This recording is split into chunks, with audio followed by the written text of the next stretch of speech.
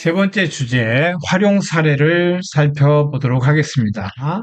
자, 제일 먼저 교육 분야에서 생성형 AI를 많이 활용을 하고 있습니다. 그래서 교사들은 이제 AI 기반의 문제 출제 및 정답 해설까지 이렇게 만들고 있어요. 그래서 이것이 이제 학습 내용, 교과서라든가 아니면 이제 그러한 내용들을 GPT한테 또는 제미나이한테 이렇게 제공하고 그 제공된 자료 안에서 문제를 출제를 한다든가 그렇게 해서 또 정답하고 해설까지 이렇게 만들어낼 수도 있고요. 또 맞춤형 콘텐츠 제작이 가능해요. 예를 든다면은 학생마다 수준이 다르잖아요. 그래서 똑같은 그 분야의 단원을 한다고 해도 이렇게 학습 수준에 따라 가지고 콘텐츠를 제작을 해서 그것을 이제 배포할 수 있다. 이런 점들이 있죠.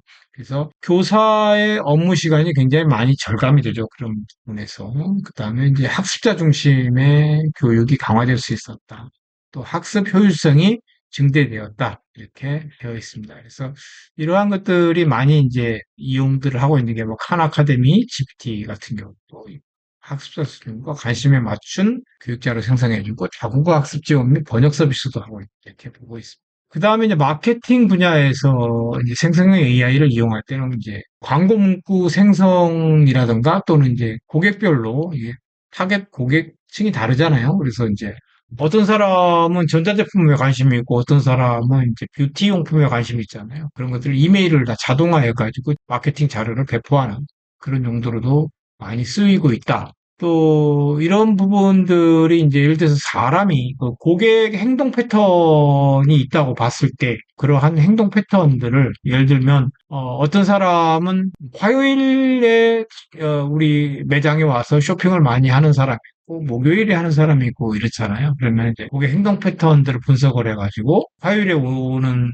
고객한테 월요일 날 이메일을 발송한다든가 이렇게 해가지고 또 거기에 관심 품목을 제안을 해주는 그런 것들도 있겠죠. 그런 것들이 많이 마케팅에서 활용되고 있고요. 이런 것들이 굉장히 많은 효과를 내고 있다. 이렇게 피드백들이 있습니다. 또 세 번째는 의료 분야에 활용한 이제 진단 보조 및 전자 의무 기록 분석하는 어떤 영상물이라든가 이런 것들을 분석하는데 사람의 눈으로 봤을 때는 발견하지 못했던 그러한 그 병증, 초기 병증이죠. 이런 것들을 찾아낸다든가 또는 전자의무기록, EMR이라고 하죠. 전자의무기록이 굉장히 방대하죠. 어떤 진찰 영상도 있고, 텍스트도 있고, 뭐 처방했던 내용도 있고, 또 문진했던 내용도 있고, 그런 내용들을 다 읽고 자동 요약하고 분석해주는 그런 역할을 하고 있다. 그래서 의료 데이터 패턴을 인식해서 향후에 일어날 수 있는 질병을 예측하기도 하나. 그런 용도로 사용하고 있고.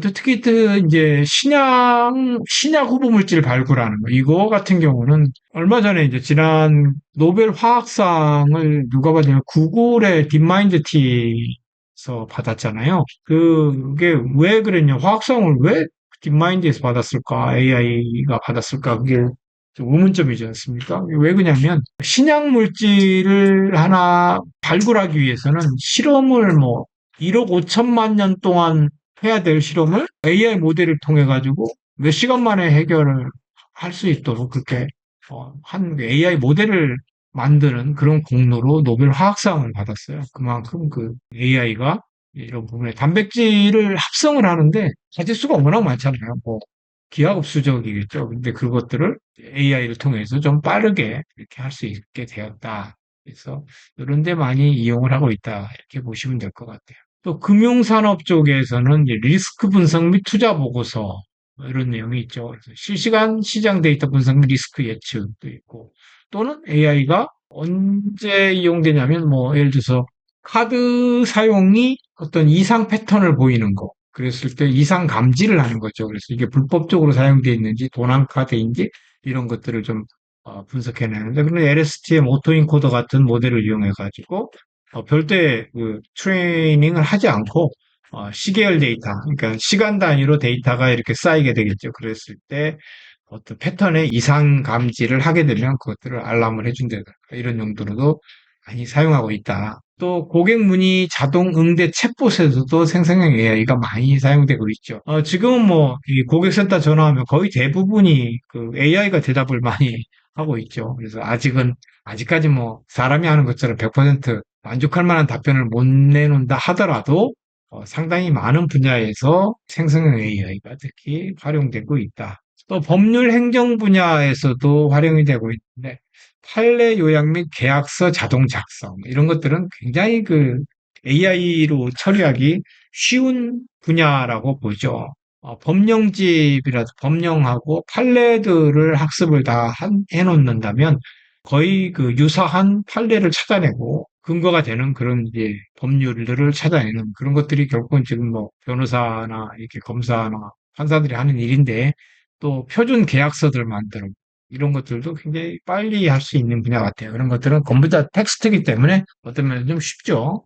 또 정책 초안을 만드는 거, 민원 데이터 분석을 해서 정책 개선안을 도출하고 유사 보완 및 규제 분석을 통한 정책 초안을 작성한다. 다양한 사회 영향 시나리오 자동 생성 및 평가. 정말 활용하기 나름인 것 같아요. 그래서 이런 것들이 이렇게 다 AI, 생성형 AI들이 이렇게 활용이 되고 있는 것 같습니다. 또 미디어나 콘텐츠 제작 사례는 너무나 많죠. 그래서 우리가 지난번 그 생성형 AI에서도 뭐 수노라든가 뭐 이런 것들을 전부 다 경험을 한번 해봤잖아요. 그래서 음악도 만들고 이런 것 저런 거 다 해봤었는데 그렇게 미디어나 콘텐츠 제작하는 것들 굉장히 많이 요새 활용이 되고 있고 지금 거의 모든 유튜브의 쇼츠 동영상들은 직접 제작하지 않습니다. 거의 보시면은 다 AI로 제작대가 있고 또 이렇게 지금 저처럼 이렇게 강의하는 것도 다 AI가 하고 있죠.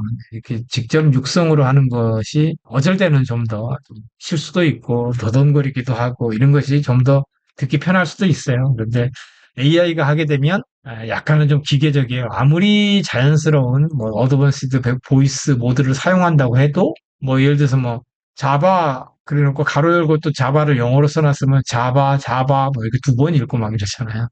그런 것들이 아직까지는 좀 미흡한 부분이 있는데 그럼에도 불구하고 미디어나 콘텐츠 제작 AI를 많이 사용하고 있다.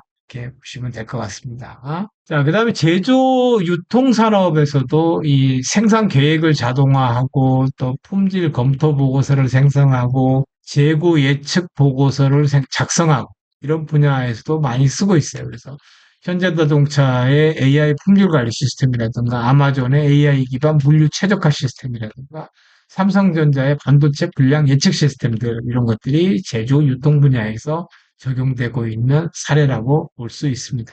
자, 국내 산업의 적용 사례를 보면 그 리드라고 하는 업체가 있는데 여기에서는 이제 교육 테크 기업이에요. 그래서 산타토익 그래서 AI 기반 개인 맞춤형 학습 솔루션을 내놨고 학습자 데이터 분석을 통한 취약점 파악 및 문제 추천, 챗GPT 기술 전문가 영어 회화 서비스 제공 이런 것들이 있고요. 국내 기업 중에서 LG AI 리서치라는 연구 및 개발에 쓰고 있네요. 그래서 한국어 특화 초고대 AI 모델을 개발하고 있고요. 아직까지는 이렇게 서비스를 내놓은 것 같지는 않습니다. 신약 개발 및 소재 연구에 AI 활용하고 있고 생산 공정 최적화 및 품질 관리 시스템을 이용하고 있다. 또 카카오 브레인 이런 게 있어 코 GPT 한국어 생성 AI 모델 개발 및 서비스 적용하고 있다. SK텔레콤에서는 통신 상담 및 고객 서비스 AI 기술을 활용하고 있고 전화 통화 내용 요약해주는 그런 서비스들도 SK텔레콤에서 하고 있는 것 같고요. 또 KT에서도 AI 컨택 센터라고 해가지고 자동 상담 및 의도 파악 시스템 이런 것들 시도는 열심히 하고 있는 것 같습니다. 또 네이버에서는 이제 IT 플랫폼에서 하이퍼 클로바라든가 클로바에서는 이제 한국어 특화 대규모 언어 모델을 가지고 있다. 그래서 여기서는 뭐 음성 더빙 같은 것도 만들어주고 그렇게 하고 있죠. 쇼핑 검색이라든가 AI 기술을 접목을 해서 하고 있고. 또 네이버가 검색으로 유명했잖아요. 근데 국내에서 24년 7월에 창업한 OAI라고 하는 회사가 있어요. 관심 갖고 한번 들어가서 검색을 해보시면 네이버처럼 이렇게 복잡하지 않아요. 그냥 창 하나만 있어요. 프롬프트 창 하나만 있고 아무것도 없습니다. 그냥 거기에다가 예를 들어서 뭐 생성형 AI에 대해서 조사해줘. 라고 이렇게 입력을 하게 되면 이때부터 이 친구는 그 인터넷을 뒤지기 시작해요. 인터넷을 뒤져가지고 데이터를 가져오고 그것을 요약하고 써머리 해가지고 그것을 우리한테 제공해주는 그러한 아주 독특한 그런 기업들도 있습니다. 자, 그리고 이제 지금 현재 그 가장 핫한 서비스 몇 가지를 빠르게 제가 설명을 좀 드릴게요. 어차피 우리가 이제 나중에 이렇게 이걸 가지고 실습들을 해볼 거예요. 그래서 슬라이드 제작에서는 기존에 이제 감마 앱이라는 걸 많이 썼는데 지금은 젠스파크 AI를 많이 쓰게 됩니다. 그래서 이런 부분들이 있다. 또 논문이나 글쓰기에서는 이제 플로이드라고 하는 AI가 있습니다. 여기 또 이것도 우리가 실습을 한번 해볼 거예요. 그래서 플로이드라는 게 있다.